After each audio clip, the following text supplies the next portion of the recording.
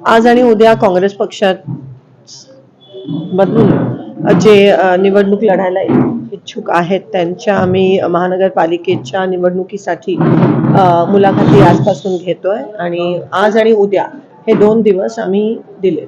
मागील काही दिवसामध्ये काँग्रेसचे 2 विद्यमान नगरसेवक गेले, त्यानंतर ही काय पहिली वेळ नाहीये की लोक पक्ष सोडून गेलेत. म्हणजे 2000 जेव्हापासून बीजेपी सत्तेत आलंय तेव्हापासून वोट चोरी नाही, लोक चोरी त्यांची चालूच आहे. आणि मला या गोष्टीचं आश्चर्य वाटतोय की केंद्रात आणि राज्यात त्यांची सत्ता असूनही, अमाप पैसे असूनही, साम दाम दंड सगळे असूनही त्यांना नगरसेवक साठी उमेदवार मिळत नाहीत, ही आश्चर्याची बाब आहे. आणि त्यांना काँग्रेसचे उमेदवार पळून घेऊन जावे लागतात, ही मला कीव येते आणि आश्चर्यचकित मी त्यावर येते की त्यांना आमचे उमेदवार लागतात. सत्तेत असताना सुद्धा त्यांच्याकडे उमेदवार नाही आहेत. ही अतिशय लाजिरवाणी बाब आहे त्यांच्यासाठी. आणि मला असं वाटतं की जे गेलेत सोडून, पक्ष सोडून, आधी जे गेलेत पक्ष सोडून, त्यांचं काय झालंय हे तुम्हाला दिसतंय. मला तुम्हाला ते सांगण्याची गरज नाहीये. आणि काँग्रेस मुक्त भारत करणारे जे आहेत, जे फुशारक्या मारतात, ते आज काँग्रेस युक्त बीजेपी करतात, ह्याचा मला कुठेतरी आनंद होतोय. भाजपा नेत्यांचं असं म्हणणं होतं की काँग्रेसला उमेदवार सुद्धा मिळणार नाही, पण इथं बघतोय आणि मोठा रिस्पॉन्स मिळतोय. काय सांगाल की आणि आमचे उमेदवार ते घेऊन चाललेत, म्हणजे हे स्पष्ट आहे की कोणाला मिळत नाहीये, हे स्पष्ट आहे. सत्ता संपत्ती आणि सगळ्या यंत्रणेचा नगरपालिकेमध्ये घवघवीत असं यश मिळालं नाही. हे तुम्ही बघता की काल जे सोलापूर जिल्ह्यात घडलं की धाडकन तोंडावर पडले भाजपच्या विरोधात जेवढे पक्ष एकत्र झालेले, मग ते आघाड्या असतील, तीर्थक्षेत्र विकास आघाडी असेल किंवा त्यांच्या 2 कुबड्या असलेले पक्ष आहेत, त्यांनी ते सत्तेत आलेत, पण भाजप ही तोंडावर पडले. एक अहंकार जो आहे तो लोकांना बरोबर कळत असतो. जसं मी म्हणाली, जे पक्ष सोडून जातात त्यांची काय परिस्थिती दुसऱ्या पक्षात झाली आहे, सोलापूरच घ्या तुम्ही.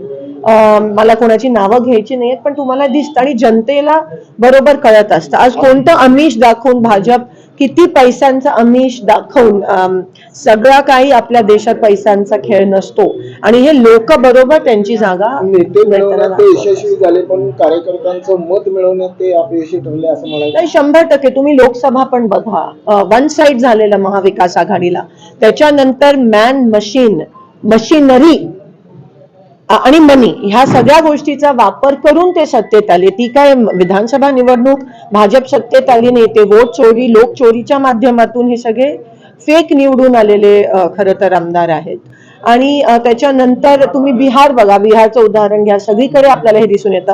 कालच्या निवडणुकीत पण काही ठिकाणी जिथे आमचे उमेदवार जास्त होते तिथे त्यांनी परत वोटिंग घेतलं आणि जेव्हा आमचे उमेदवार घरी गेले आणि तेव्हा त्यांनी ते मॅनिप्युलेट केलं रिकाउंटिंग मध्ये.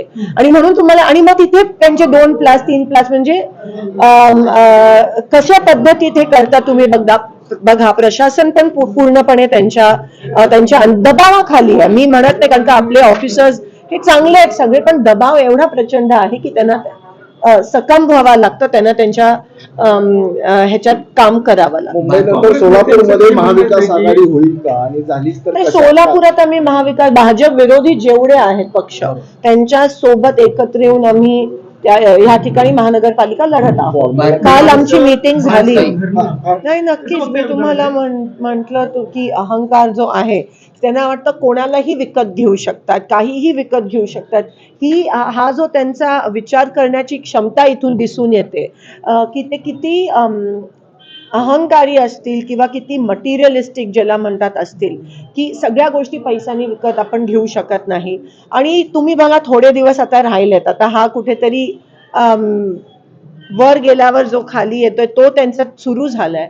आणि तुम्हाला दिसेल काही दिवसात की हे पूर्ण गेम आता उलटा होईल आणि पुन्हा एकदा मला असं वाटतं जे गेले ते त्यांची परत येतील. काल आमची मीटिंग झाली, त्याच्यामध्ये चांगलं डिस्कशन झालं. बऱ्याच सीट्सवर आमची चर्चा झाली आणि मला असं वाटतं 1-2 दिवसात तुम्हाला